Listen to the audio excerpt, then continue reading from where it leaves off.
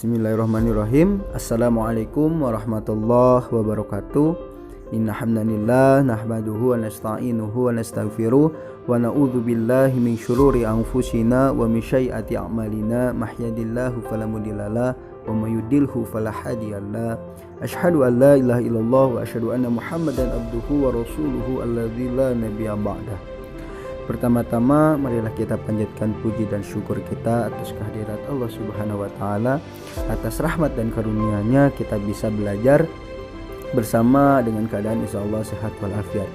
Dan tak lupa sholawat beserta salam marilah kita curah limpahkan kepada pemimpin kita yakni Habibana wa Nabiyana wa Maulana Muhammad sallallahu alaihi wasallam beserta sahabat-sahabatnya beserta tabi'atnya dan kita selaku umatnya yang insyaallah mendapat syafatul uzma nanti di yaumil akhir. Amin ya Allah ya rabbal alamin. Baik teman-teman, perkenalkan kami dari kelompok 7 yang beranggotakan 2 orang, yakni saya sendiri yang bernama Rizky Datin Somantri bersama teman saya Teku Mala.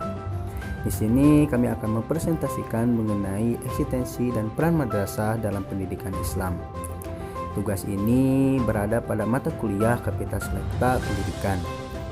Untuk itu, mari kita mulai.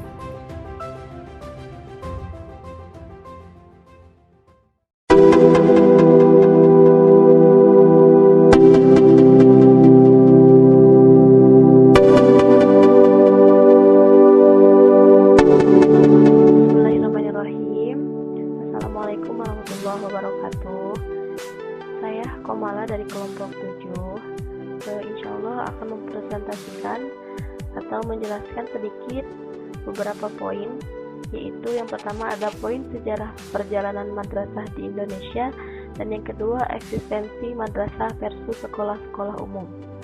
Yang pertama ada pengertian madrasah. Kata madrasah berasal dari bahasa Arab madrasah yang artinya tempat belajar. Sebagai tempat belajar, kata madrasah juga dapat disamakan dengan kata sekolah. Namun, dalam kerangka sistem pendidikan nasional keduanya sangat berbeda. Sekolah dikenal sebagai lembaga pendidikan tingkat dasar dan menengah yang kurikulumnya menitik beratkan pada mata pelajaran umum dan pengelolaannya berada di bawah naungan Departemen Pendidikan Nasional. Sedangkan madrasah sendiri dikenal sebagai lembaga pendidikan keagamaan tingkat dasar dan menengah yang lebih menitik beratkan pada mata pelajaran agama dan pengelolaannya pun menjadi tanggung jawab Departemen Agama. Yang kedua ada asal-usul madrasah. Nah, kendati fenomena madrasah di dunia Islam telah muncul sekitar abad ke-4 atau 5 Hijriah atau 10-11 Masehi, seperti munculnya madrasah-madrasah di Naisapur, Iran, dan madrasah Nizamiyah di Baghdad pada tahun 457 Hijriah. Keberadaan madrasah di Indonesia baru dijumpai pada awal abad ke-20. Dengan demikian, madrasah di tanah air tidak memiliki hubungan langsung dengan keberadaan madrasah di era klasik. Beberapa penulis sejarah pendidikan Islam di Indonesia menyebut 2 peristiwa penting yang melatar belakangi munculnya madrasah di Indonesia dengan sebutan kolonialisme Belanda dan gerakan pembaharuan Islam selama menjajah di Indonesia. Nah, melalui pola moderat ini berdirilah sejumlah madrasah dan sekolah umum berciri khas Islam dengan beberapa corak. Yang pertama, pendirian madrasah dengan dominasi mata pelajaran agama ditambah mata pelajaran umum, sebagaimana dilakukan Madrasah Adabiyah Padang Panjang 199. Terus yang kedua, pendirian sekolah umum model Belanda ditambah mata pelajaran agama seperti yang ditawarkan Sekolah Adabiyah Padang 190-15. Yang ketiga, pendirian madrasah dengan bidang kajian sepenuhnya agama atau madrasah diniyah yang dikelola secara modern sebagaimana ditawarkan Madrasah Sumatera Tawalib. Dalam perkembangan berikutnya, pendirian lembaga-lembaga pendidikan Islam modern dilakukan secara masif oleh umat Islam di berbagai penjuru tanah air. Yang ketiga, poin ketiga yaitu madrasah di awal kemerdekaan. Setelah di Indonesia merdeka, segera dilakukan upaya-upaya pembaharuan dalam bidang pendidikan dan pengajaran atau BPKNIP, Badan Pekerja Komite Nasional Indonesia Pusat. Dalam sidangnya tanggal 29 Desember 1945 membuat sejumlah rekomendasi kepada Kementerian Pendidikan, Pengajaran dan Kebudayaan yang intinya agar selekas mungkin mengusahakan pembaharuan pendidikan dan pengajaran yang dijalankan sesuai dengan rencana pokok usaha pendidikan dan pengajaran baru. Adapun pengajaran yang dipimpin oleh Ki Hajar Dewantoro dan Sugarada Porbakawatja dengan tugas yang pertama merencanakan susunan baru di tiap-tiap macam sekolah, yang kedua menetapkan bahan pengajaran dengan mempertimbangkan keperluan yang praktis dan jangan terlalu berat, yang ketiga menyiapkan rencana pelajaran untuk tiap jenis sekolah termasuk fakultas dalam laporan yang disusun tanggal 2 Juli 1946. Panitia penyelidik berhasil merumuskan sejumlah hal penting. Nah, yang terakhir yaitu Madrasah Wajib Belajar atau MWB untuk melaksanakan amanat Undang-Undang Nomor 4 tahun 1950 khususnya tentang wajib belajar. Pada tahun 1958 Departemen Agama mempelopori berdirinya Madrasah Wajib Belajar MWB dengan lama maksimal belajar 8 tahun.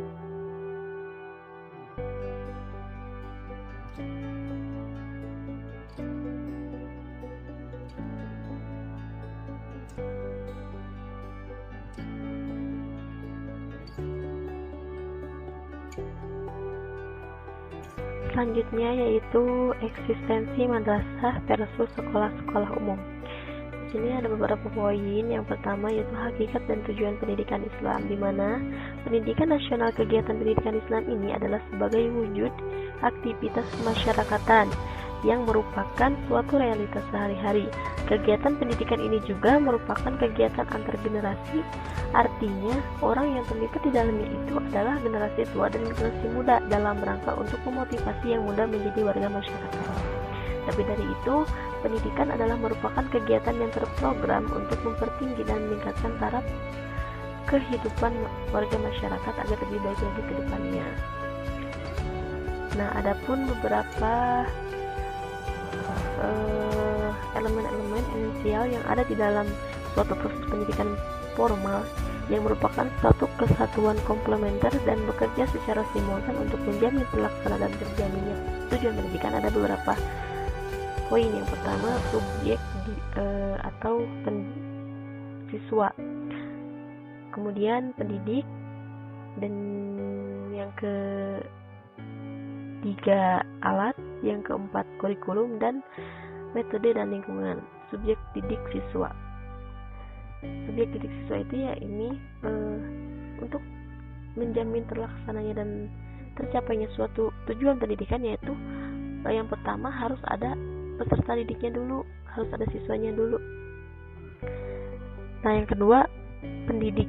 Ya, pendidik itu berarti sebagai gurunya, guru yang mengajarkan si peserta didik itu. Yang ketiga alat untuk alat dalam pembelajaran itu seperti apa. Terus yang ketiga ada kurikulum yang dipakai itu dalam suatu pembelajaran itu kurikulum apa, misalnya kurikulum 2013 dan sebagainya. Dan yang terakhir itu metode dan lingkungan. Metode dan lingkungan juga harus mendukung peserta didik. Metode dalam menggunakan metode itu bagaimanapun caranya agar peserta didik itu tidak bosan dalam ketika belajar bersama kita sebagai guru. Jadi menggunakan metode yang emang bisa meningkatkan pengetahuan para siswa ataupun pengetahuan dalam bertanya ketika pembelajaran berlangsung. Kemudian ada undang-undang tersebut, posisi pendidikan Islam sebagai subsistem pendidikan nasional semakin mantap, baik pada lembaga pendidikan maupun keagamaan. Kondisi ini secara eksplisit memberikan peluang besar dalam menghidupkan, memberdayakan, serta mengembangkan pendidikan di Indonesia. Peluang itu didasarkan asumsi yang pertama, Pancasila sebagai asas tunggal secara filosofi yang merupakan bagian dari filsafat Islam. Yang kedua, sistem pendidikan Islam di Indonesia tidak menghadapi dominasi sistem pendidikan nasional karena ajaran Islam secara filosofi tidak pernah bertentangan dengan pandangan hidup bangsa. Yang ketiga, dalam keadaan stabil baik politik, hukum, keamanan, dan ekonomi sangat terbuka kesempatan bagi kelompok mayoritas untuk mengisinya. Dan yang terakhir yaitu semakin berkembangnya gerakan pembaharuan pendidikan Islam yang pengaruhnya sangat terasa di kalangan masyarakat terpelajar. Keempat asumsi di atas jika dikembangkan secara maksimal akan memberi kekuatan untuk mengantarkan kemajuan pendidikan di Indonesia. Semua itu akan menuntut adanya konsep baru yang strategis dan antisipatif serta langkah-langkah operasional. Kemudian yang ada pada masa Menteri Agama Malik Fajar lebih memantapkan eksistensi madrasah untuk memenuhi 3 tuntutan minimal dalam peningkatan kualitas madrasah, yaitu yang pertama, menjadikan madrasah sebagai tempat untuk membina ruh dan atau praktik hidup keislaman. Yang kedua, memperkokoh keberadaan madrasah sehingga sederajat dengan sistem sekolah. Yang kemudian yang terakhir, madrasah harus dapat merespon tuntutan masa depan guna mengantisipasi perkembangan iptek dan era globalisasi. Kemudian ada suatu lembaga pendidikan menurut Glaser dapat dilihat dari 6 kriteria atau syarat. Yang pertama, lembaga pendidikan itu dilihat dari 6 kriteria menurut Glaser. Yang pertama ada lingkungan kelas yang suportif dan hangat. Artinya, suatu karya yang berkualitas hanya bisa dicapai dalam kondisi dan lingkungan yang hangat dan suportif. Terus yang kedua, siswa harus diminta untuk mengerjakan tugas-tugas yang bermanfaat saja. Jadi suatu karya yang senantiasa berupa karya yang berdaya guna. Terus yang ketiga, siswa harus selalu diminta mengerjakan sesuatu yang terbaik dari apa yang dapat mereka lakukan. Hal ini berarti suatu karya yang berkualitas itu membutuhkan waktu dan usaha. Oleh karenanya, dalam sekolah siswa harus diberi waktu dan peluang untuk membuat dan melakukan langkah-langkah yang perlu diambil. Yang keempat, siswa diminta untuk mengevaluasi karyanya dan memperbaikinya. Jadi karya yang berkualitas dan baik itu senantiasa dinamis dan tidak pernah statis. Yang terakhir, yang kelima, karya berkualitas selalu dirasakan baik. Yang artinya berkualitas selalu dirasakan baik untuk setiap yang terlihat, sehingga merupakan tragedi bila hanya sebagian kecil saja dari siswa yang merasakan kelasnya baik. Terus yang terakhir, karya berkualitas tidak pernah destruktif. Jadi kualitas itu tidak akan pernah dapat dicapai melalui mengerjakan sesuatu yang destruktif. Mungkin hanya itu yang dapat saya sampaikan.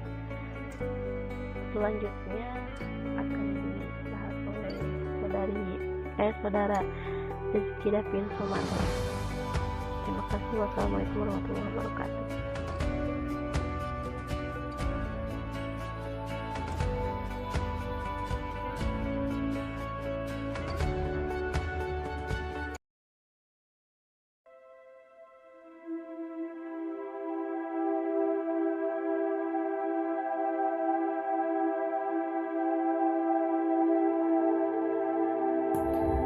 Bismillahirrahmanirrahim. Assalamualaikum warahmatullahi wabarakatuh.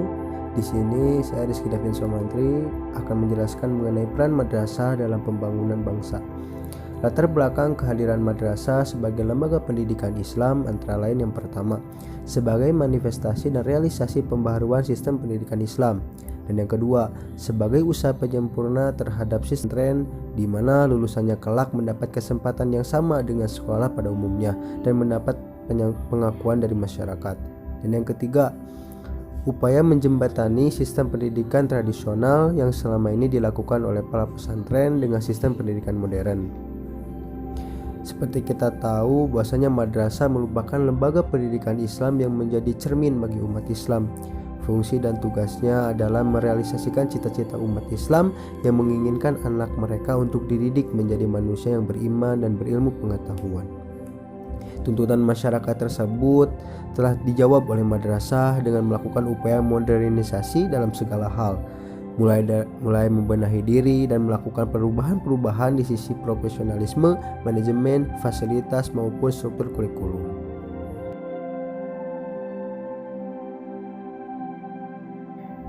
Oke, kita lanjut ke materi selanjutnya, yakni perlakuan dan kebijakan pemerintahan Republik Indonesia terhadap eksistensi madrasah di Indonesia.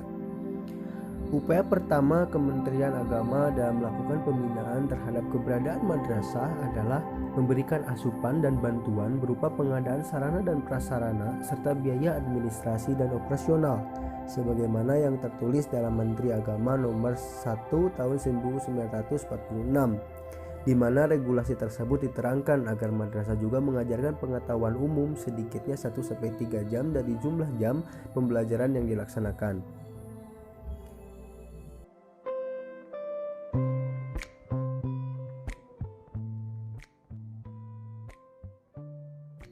Alhamdulillah, materi sudah tersampaikan.